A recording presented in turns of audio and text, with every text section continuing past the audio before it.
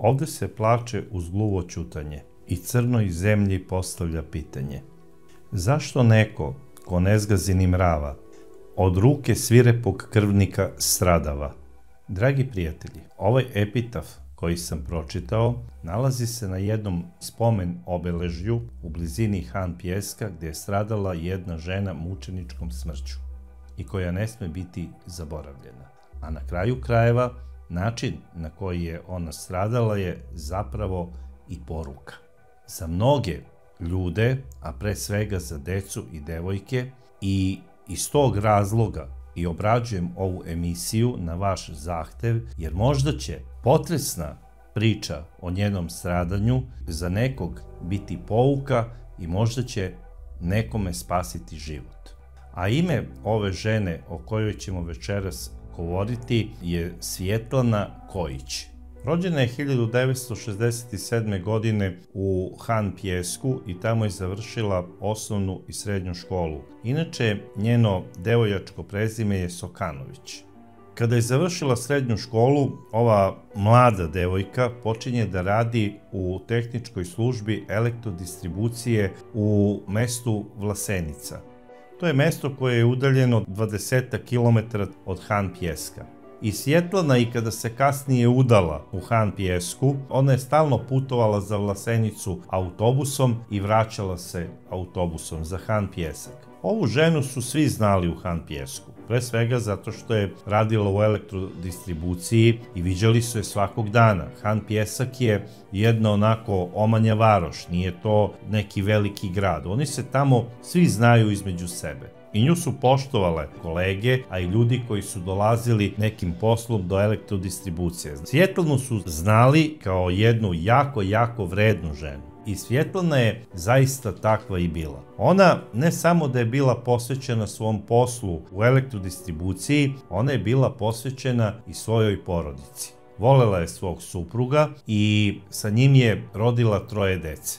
Međutim, 2006. godine Svjetlana je doživjela jednu tešku porodičnu tragediju. Naime, bračnom paru Kojić umire najmlađe dete, sin, koji je tada u tom trenutku imao svega 2 godine. Možete samo da zamislite kakav je to šok bio za Svjetlanu i uopšte za celu porodicu Kojić. Prosto nema reči opisati takvu tugu i takvu bol. Svjetlana je bila očajna. I Svjetlani, kada je isteklo to bolovanje koje je ona dobila zbog gubitka deteta, ona je počela da radi i nju su tamo na poslu u elektrodistribuciji njene koleginice koje su je pre svega obožavale i jako cenile, svojim savetima, svojom pričom na neki način pomogle da prevaziđe tu bol. Iako ja mogu reći da jedna takva strašna situacija koja se desi jednoj majci je zapravo neizlečiva bol do kraja njenog života. Međutim, Svjetlana je rekla, eto, vratila sam se poslu, moram što više da se družim sa svojim koleginicama,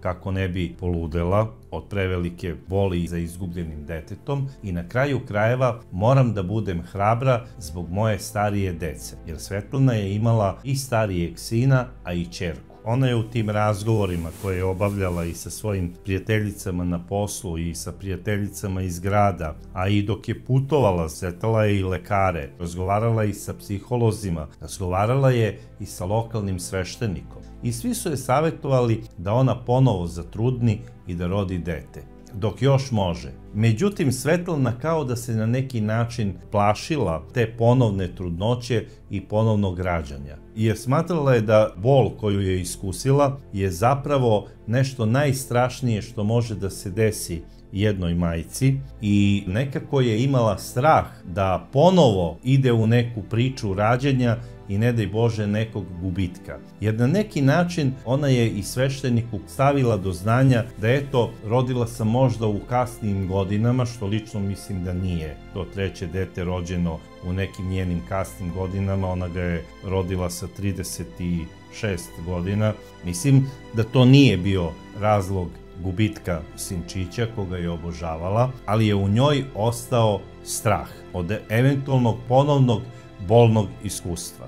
I Svjetlana je posle gubitka najmlađeg deteta imala maltene neku fobiju. To se dešava kada majke izgube jedno dete. One se ponašaju kao da će svakog momenta da se nešto desi njihovoj preostaloj deci. Ja sam ubeđen da je Svjetlana svog sina savjetovala da uopšte se ne bavi nekim rizičnim poslovima ili sportovima. A što se ćerke tiče, ja sam siguran da je ona nju držala kao malo vode na dlanu. Sigurno je govorila: sine, kada sutra budeš stasala u lepu devojku, nemoj slučajno da stopiraš, da se zabavljaš sa nekim momkom koji se bavi nekim rizičnim poslovima, koji brzo vozi, koji je sklon alkoholu, jer uvek može da se desi neka tragedija. Ona je stalno bila opsednuta time da svojim savetima mora da zaštiti svoju decu. Naravno, to se očekuje od svake majke, ali kao što sam i rekao, kada majka doživi neku porodičnu tragediju ovog tipa, onda ti saveti prelaze u neku obsesiju.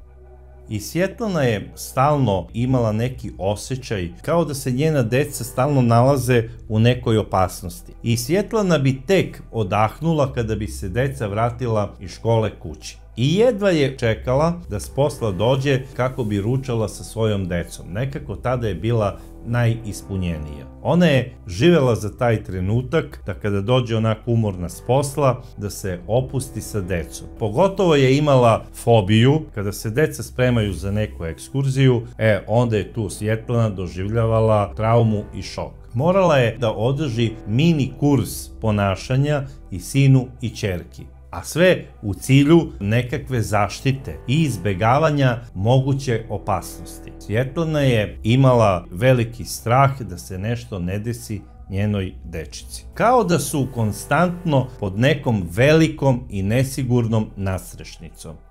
Sada, Svjetlana stalno je htela da bude kući sa decom i izbegavala je i razne proslave. Stalno je pričala: moram da idem kući, čekaju me deca i muž.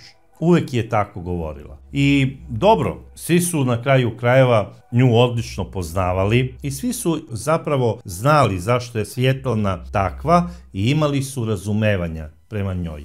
I 20.10.2008. godine trebala je da bude jedna od takvih proslava u firmi gde je radila. I ista proslava je trebala da se održi u restoranu Lovac, koji se nalazi u blizini autobuskog stajališta gde je Svjetlana čekala svakodnevno autobus u 15 časova i 15 minuta. Bio je ponedeljak, Svjetlana je radila do 15 časova sa svojim koleginicama i one su rekle: hoćeš li s nama, Svjetlana, do Lovca, znači da ostanemo, ja ću te vratiti kući. Međutim, ona je rekla: ne, ti ćeš mene odvesti do autobuskog stajališta, a ja moram kući zbog dece. I ovo je rekla: u redu. I krenule su kolima, njena prijateljica ju je odvezla do restorana Lovac, Svjetlana je izašla na autobusko stajalište i to je bilo u 3 sata i 10 minuta. A u 3:15 dolazi autobus koji vozi za Han Pjesak. I ona je imala samo 5 minuta da čeka prevoz. Svjetlana ostaje sama. I u jednom trenutku, dok je ispred kafane Lovac jedan radnik elektrodistribucije telefonirao, on je video da je na autobusko stajalište stao jedan crveni automobil, ali nije obratio pažnju koje je marke i koje su njegove registarske tablice. Video je samo da taj ko je vozio taj crveni automobil nešto priča sa Svjetlanom i Svjetlana je zapravo ušla u taj automobil, to je bilo negde oko 3:15 i ona je otišla u pravcu Han Pjeska. Od tog autobuskog stajališta pa do Han Pjeska ima 20 km. Samo nekoliko minuta posle Svjetlaninog odlaska nailazi i autobus koji vozi na relaciji Vlasenica-Han Pjesak. Čovjek, ništa mu tu nije bilo sumnjivo, on je završio svoj razgovor i vratio se u kafanu zbog proslave, odnosno u restoran Lovac. I u toku proslave Svjetlaninoj koleginici je zazvonio telefon. Kada se javila, sa druge strane je bio Svjetlanin suprug. On je rekao, izvini što ti smetam, hteo bi samo da pitam da li znaš šta je sa Svjetlanom. Evo, 4:30 je, ona obično dolazi najkasnije do 4 kući, mi je čekamo za ručak, njen telefon zvoni, ali se niko ne javlja. Da li je ona na proslavi? Kaže ne, ja sam Svjetlanu u 3 sata i 10 minuta ostavila na autobuskom stajalištu. Taj razgovor je odmah izazvao malu paniku kod Svjetlaninog supruga. I on je otišao i do autobuske stanice i pitao je dispečera da li je autobus stigao na vreme. Dispečer mu je rekao da je autobus stigao na vreme, po redu vožnje.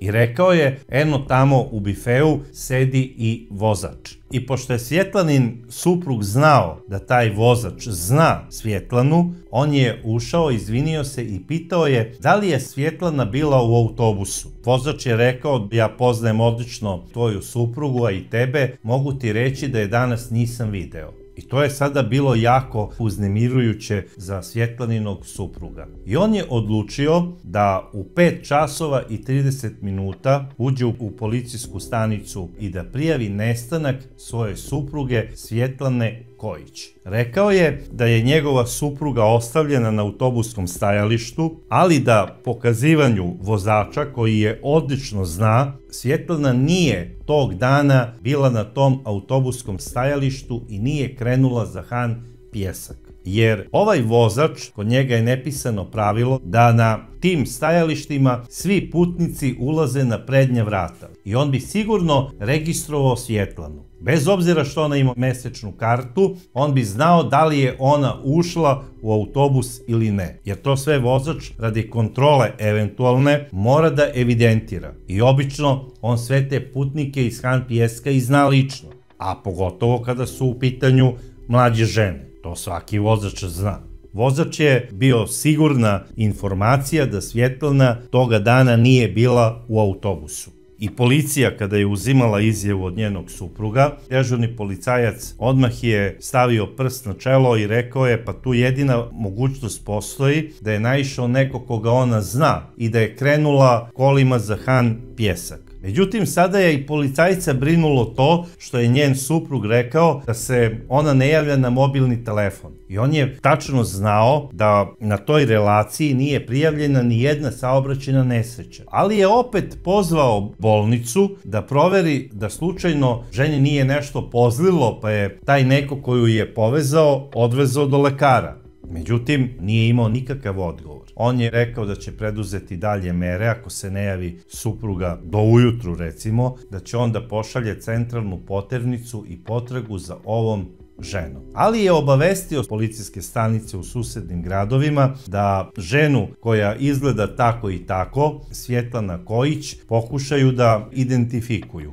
Šta se sada dešava dalje? Svjetlanin suprug se čuje i sa svojim šurakom i kaže da je jako zabrinut i Svjetlanin brat se baš zabrinuo i rekao je idem lično do Vlasenice i da nestanak svoje sestre prijavim i tamo u policiji. On je u 21 sat i 30 minuta isti ovaj događaj, zapravo nestanak Svjetlane Kojić, prijavio i policijskoj stanici u Vlasenici. Počela je najduža noć za porodicu Kojić. Prosto nisu mogli da veruju da Svjetlane nema, da je otišla ne znam gde, da je bila bilo s kim, bar bi se javila na telefon. Ujutru su odmah zajedno otišli do policijske stanice da pitaju da li ima neke novosti o njihovoj sestri, zapravo supruzi. I policajac je rekao da je upravo zvao šumsku sekciju, da je zvao lovačko udruženje i da organizuje potragu na relaciji od Han Pijeska pa sa leve i desne strane pored puta idemo da prečešljamo svaki pedalj zemlje, svaki put, svaku uvalu da pronađemo Svjetlanu. I javio sam mobilnim operaterima da pokušaju da lociraju Svjetlanin mobilni telefon. Policija Han Pijeska je preduzela sve. I svaka im čast na tome. I krenula je odmah od samog jutra potraga za Svjetlanom Kojić. I ekipa koja je vršila potragu na tom putu između Han Pjeska i Vlasenice, kada je stigla u mestu Čađavica, gde se nekad nalazila Pavina vikendica, pronašla je Svjetlaninu torbicu. A samo nekih 50 metara odatle pronađen je i Svjetlanin ugašeni mobilni telefon. I odmah su znali da nešto nije u redu. I da je neka žena otišla da se provede sa nekim svojim prijateljem, ni u ludilu se ne bi odvojila od svoje torbice i mobilnog telefona. Znači da je ovde u pitanju bilo neko nasilje. I komandir je naredio da se ceo teren pretraži centimetar po centimetar. Vrlo pažljivo i polako, a moram da napomenem da su lovci koji su učestvovali u ovoj potrazi poveli i svoje lovačke pse. I sada dok su oni tražili deo po deo, jedan od policajaca je primetio na bankini, pored samog puta, baš kod tog mesta gde se skreće ka Pavinoj vikendici, trag crvene boje. I odmah je znao da je neki automobil crvene boje zakačio bankinu. I samo 150 metara od mesta gde je pronađena Svjetlanina torbica i 100 metara od telefona, u jednoj prirodnoj jami pronađeno je i Svjetlanino telo. Otkrili su ga psi, počeli su da laju i lovci su odmah znali da se tu nešto nalazi. Ukazao im se jeziv prizor. Tamo je ležala Svjetlana, izmasakrirane glave, bila je sva krvava, njena garderoba je bila pocepana, a pored tela bio je i veliki drenov kolac, koji je bio sav krvav i na njemu su se nalazili tragovi Svjetlanine kose. I nažalost, svi su sada znali da je Svjetlana ubijena na jedan vrlo monstruozan i svirep način. Ova divna žena, koja nije ni mrava zgazila, ubijena je na jedan način kao da njen život, a ni ona sama nisu imale nikakve vrednosti. Bar za tog koji je to izvršio. Sada je policija sve ono obezbedila trakama stop policija, došao je tužilac, sudija, forenzičari i počeli su uviđaj.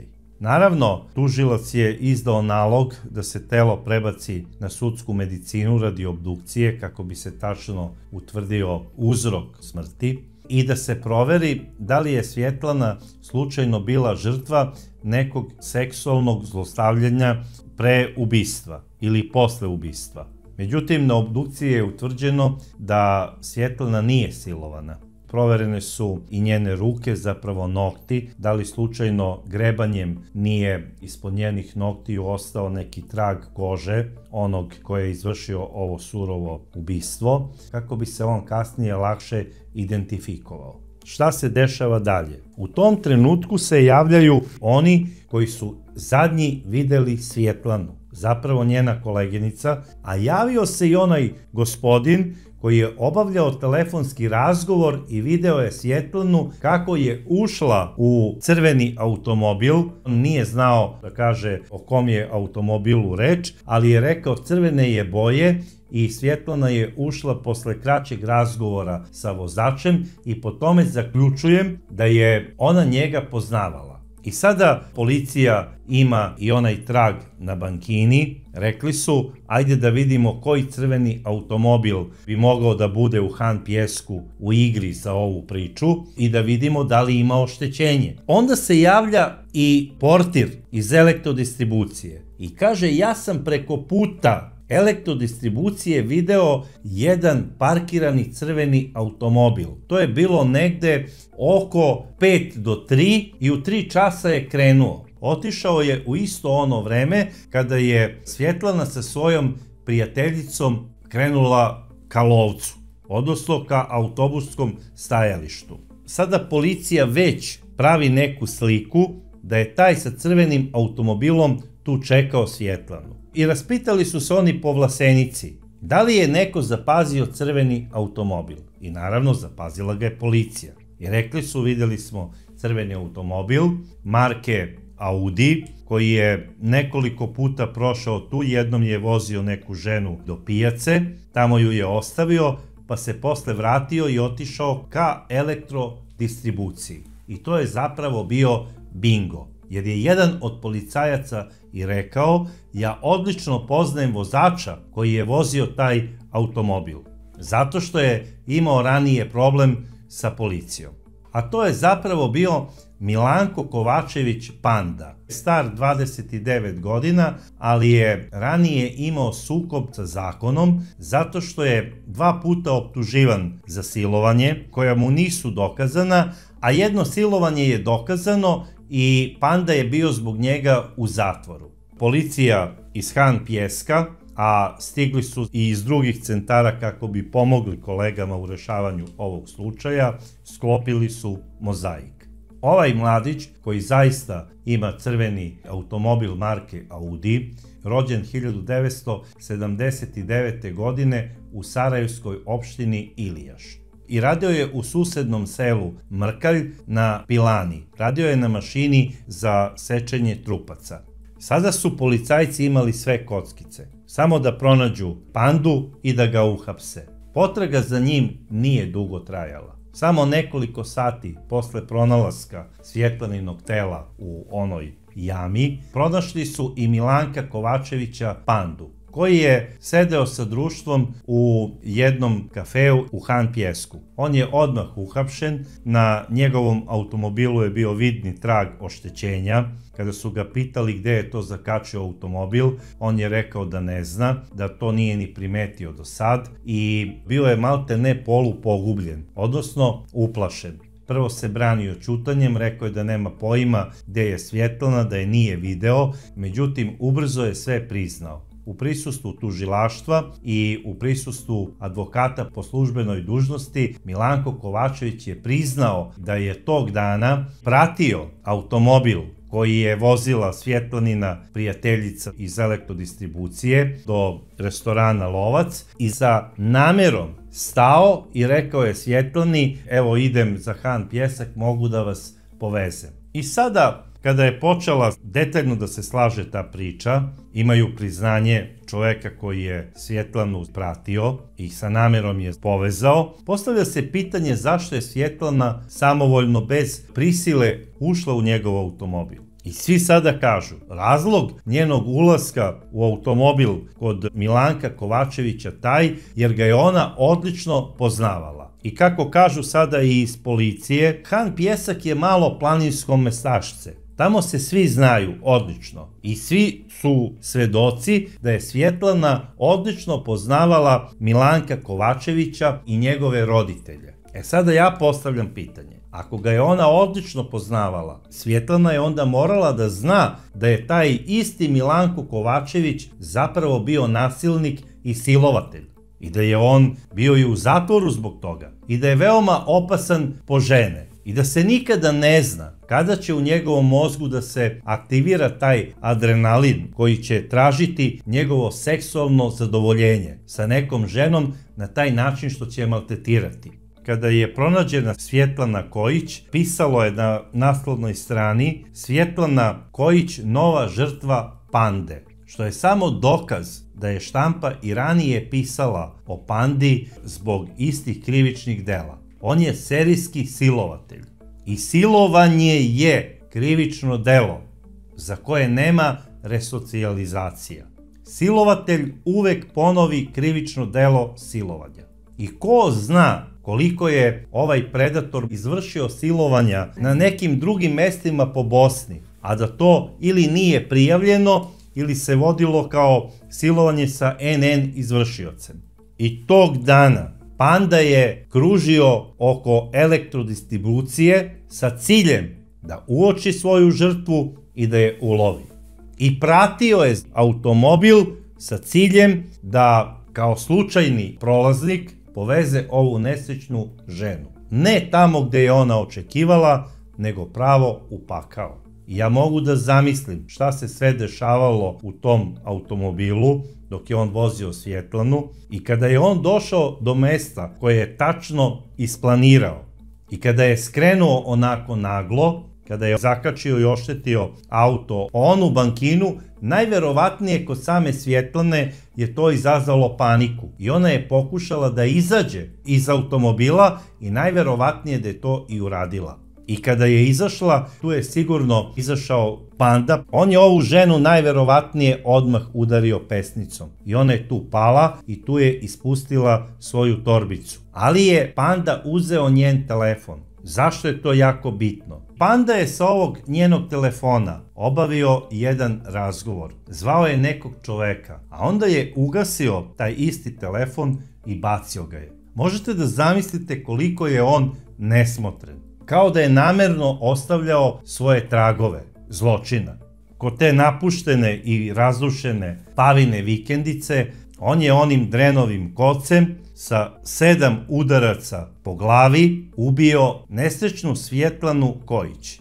Sada, mi svi kažemo, barem po onim pričama koje su kružile tada po Han Pjesku, da je nesrećna Svjetlana znala Pandu. Međutim, ona je njega možda odlično znala iz viđenja, odlično je znala njegove roditelje, ali možda nije znala njegov kriminogeni dosije, jer ona na kraju krajeva nije radnik policije i možda se ne bavi tim čaršijskim tračevima. Možda ona uopšte nije imala predstavu da je ovaj mladić opasan po žene i silovatelj. To neko ko je radio u policiji, on polazi od te činjenice da je neko morao to da zna. Sada, s obzirom da je silovanje krivično delo koje se stalno ponavlja i svaki silovatelj izvršava ponovno isto krivično delo silovanja. I šta je najopasnije kod većine silovatelja? Da oni najveće uzbuđenje i vrhunac doživljavaju kada vide strah u očima svoje žrtve. Ako nema tog straha, onda za njih nema ni uzbuđenja. A da bi je doveli do straha, obično primenjuju i silu. I što je veća patnja u očima žrtve, oni su sve više i više uzbuđeniji. I njihov adrenalin, odnosno dopamin u mozgu, daje im veće zadovoljstvo. Bolesno, totalno. Ali ovi ljudi su zveri i oni su opasni po sredinu. Jer većina silovatelja, kada izvrše ko zna koliko silovanja, njih sam čin seksualnog odnosa ne može uzbuditi. Oni idu na najsurovije nasilje. I kao što vidimo u ovom slučaju, a i u mnogim drugim do sada, rezultiralo je ubistvom. I to na najmonstruozniji način. Znači da žrtva bude svesna da je izgubljena, da joj nema spasa i da ona umire. I to što on nije imao seksualni odnos sa žrtvom, to ne znači da nije imao orgazam, dok je gledao kako život iz ove žene odlazi. I ja se prosto pitam, i pitaću se stalno, zašto se najzad u zemlji Srbiji i u okruženju, u ovom slučaju znači radi se o Bosni, zašto se ne uvedu javni registri silovatelja? I da se zna, to je silovatelj po imenu i prezimenu. I da je jako opasno da se kreće u blizini neke škole ili u blizini neke radne organizacije ili mesta gde najviše ima zapravo njihovih žrtava, odnosno žena. Jer oni su predatori i oni traže svoje žrtve. Sud kaže, javni registri silovatelja ili pedofila ne dolaze u obzir. Zato što se ugrožavaju njihova ljudska prava. Ako se spomene njihovo ime i prezime i adresa gde žive. Sada ja pitam, ako u toj istoj zemlji za dužnika koji duguje 1000 dinara ili 10 maraka za struju, nije problem da se napravi registar javnih dužnika i stavi se ime i prezime i adresa i broj telefona čoveka koji je dužan samo 1000 dinara zbog neplaćene struje ili zato što nije platio parking. To nije ugrožavanje nečije privatnosti. Ali pedofila ili silovatelja ne smemo staviti u javni registar. Znači oni ne mora da se znaju, to zna policija. Pa gospodo, ja nisam čuo da je neki silovatelj uhvatio nekog pozornika ili tamo saobraćajci da ga je silovao. Ili da neki pedofil baš juri nekog policajca. U redu je da to treba da zna policija, ali treba da zna i građanstvo kako bi se zaštitilo od tih predatora. Eto, ja nisam baš ubeđen da je Svjetlana Kojić znala da je Panda opasan po žene. jer da je znala sigurno ne bi ni po cenu života ušla u njegov automobil. Svetlana Kojić je sahranjena u petak, 25. oktobra, na centralnom groblju u Han Pjesku. Nema čoveka koji nije došao na tu sahranu i nema onog ko nije zaplakao na istoj. Samo su najstarije žene posle naricanja i plača rekle, eto, jadna i napaćena duša naše Svjetlane sada se srela u raju sa dušom svoga sinčića. I neka počivaju u miru. Svjetlana je i sahranjena pored svog sinčića koga je volela najviše na svetu. Međutim, slaba uteha za sve nas i neka njena mučenička smrt bude zapravo pouka svim devojkama i svim ženama da ni po koju cenu ne sedaju u ničiji automobil. Jer bez obzira što nekog znate, u mnogim slučajevima najgore stvari se dese upravo od onih ljudi za koje ste vi ubeđene da ste sa njima sigurne. A isto kao opomena, na mestu gde je ova nesrećna žena ispustila svoju napaćenu dušu, podignut je i spomenik koji sadrži jasnu poruku za sve one koji prođu tim putem. I ta poruka ne sme biti olako shvaćena. Čak što više, trebalo bi i škole da pričaju deci o ovom slučaju, a sa ciljem da ni po koju cenu ne putujete stopom, nego čekajte autobuse, koji su ipak najsigurnija vrsta prevoza, bez obzira što kasne, jer ipak ćete stići tamo gde ste naumili. Sada mnogi će se od vas zapitati što je uopšte Svjetlana sela u taj automobil kada je za 5 minuta trebao da naiđe njen autobus. Sada ću vam i to reći. Ona je poznavala ovog mladića, imala je puno poverenje u njega, a svaki minut joj je bio dragocen i ona je htela što pre da stigne svojoj kući, zapravo svojoj dečici. Jer to je i navela kao razlog zašto ne ide na onu proslavu. Kamo sreće da je otišla u Lovac sa svojim prijateljicama na tu proslavu. Bila bi sada živa. Ona bi tamo bila nekoliko sati i vratila bi se sa istom onom prijateljicom za Han Pjesak koja ju je i dovezla do tog sudbonosnog autobuskog stajališta, gdje se umjesto autobusa pojavio crveni Audi. Jedan demonski čovek u crvenom đavoljem automobilu. Za ovo krivično delo ovako monstruoznog ubistva Milanko Kovačević Panda osuđen je na 14 godina zatvora. Istu kaznu je robio u KPZ-u Foča. Sada je on uveliko slobodan građanin. I opet se vraćam na one registre. Ja se nadam, pošto ne znam gde sada živi Panda, ako je Panda u Han Pjesku ili bilo gde u Bosni i Hercegovini, da je sigurno u nekom registru policije i da treba dobro da vode računa o kretanju ovog predatora. Takođe, isto bih voleo da znam, jer mnogi iz tih krajeva i dolaze u Beograd. Eto, zato spominjem one obavezne registre. Da budem iskren, ne bih voleo da se Panda nalazi i da živi u mom komšiluku. Ne zato što se ja plašim Pande, daleko od toga, nego ne bih voleo da neka devojčica ili žena doživi neke traume, a možda i nesrećno strada zbog ovog predatora. I zato opet apelujem na ljude koji su u vlasti da obavezno uvedu javne registre predatora, odnosno silovatelja i pedofila, kako bi svi mi bili na neki način sigurni.